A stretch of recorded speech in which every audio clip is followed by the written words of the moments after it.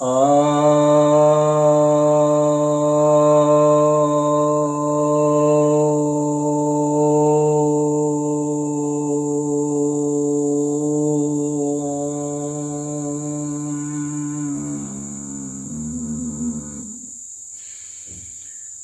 सभी भक्तजनों को सप्रेम नमन।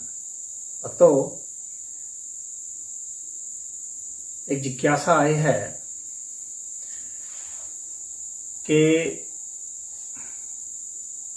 बिंब, मूर्ति, प्रतिमा और विग्रह में क्या अंतर है।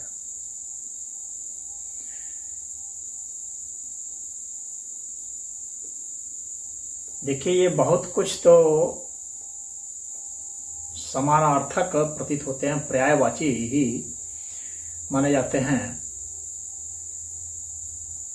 लेकिन फिर भी सूक्ष्म अंतर तो इनमें है ही। मूर्ति का अर्थ होता है, ये मूर्छ धातु से इसका अर्थ होता है अचेत हो जाना।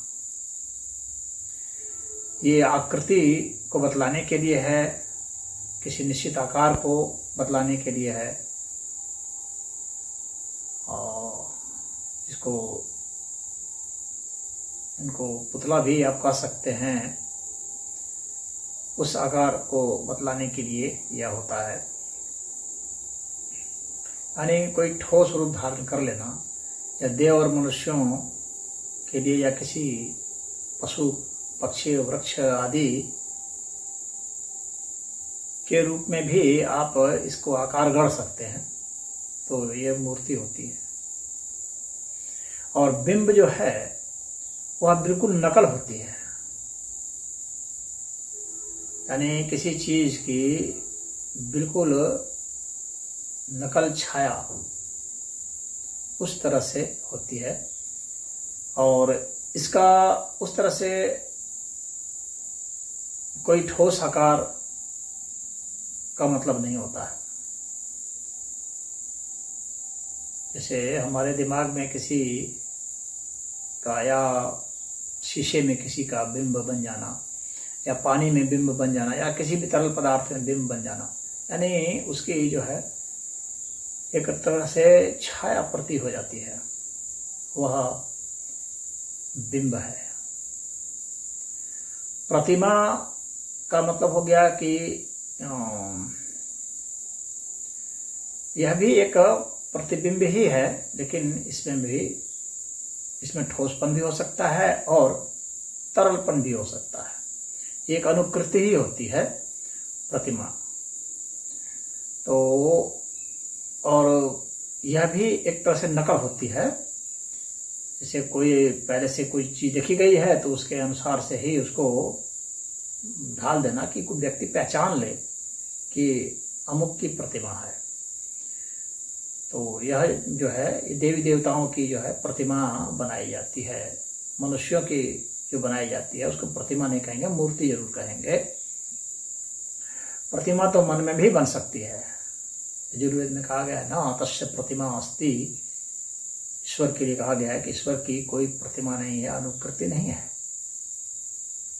तो इसका कुछ लोग ऐसा भी अर्थ निकालते हैं कि वो ईश्वर की कोई अनुकृति नहीं हो सकती है, प्रतिमा नहीं हो सकती है, क्योंकि वहां तो ये कहा गया है।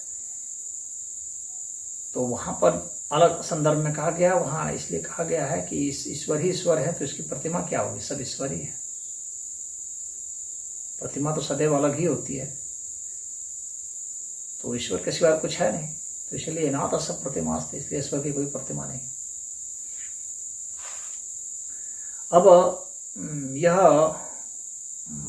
प्रतिमा जो है कई प्रकार की बनाई जा सकती है, धातु की बनाई जा सकती है, लकड़ी की बनाई जा सकती है, चित्र बनाए जा सकते हैं, बालू पर बनाए जा सकते हैं, मणियों के बनाए जा सकते हैं, मन में बनाए जा सकते हैं, किसी के ऊपर लेप पोप चढ़ा करके भी बना सकते हैं। तो यह जो है प्रतिमा इस तरह से बनती है।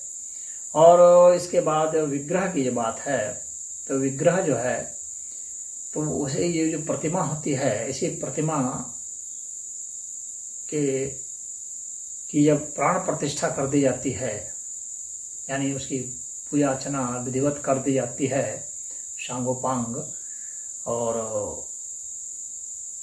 पूरे शास्त्रीय विधि से जब कर दिया जाता है तो कहा जाता है कि ये जो है ये प्रतिमा पर प्राण प्रतिष्ठा हो गई, तो इसको जो है विग्रह कहते हैं, इसको श्री विग्रह भी कहते हैं। और इसमें यह जो है यह तो सिर्फ देवों का बनता है और देवों में भी श्रेष्ठ देवों का बनता है, तो यह श्री विग्रह कहलाता है, श्रेष्ठ देवों का बनता है। और यह जो है यह पूजनीय होता है क्योंकि इसमें प्राण प्रतिष्ठा हुई है ऐसा माना जाता है। तो यह जो अंतर है मैं समझता हूँ कि आप समझ गए होंगे। हरि ओम।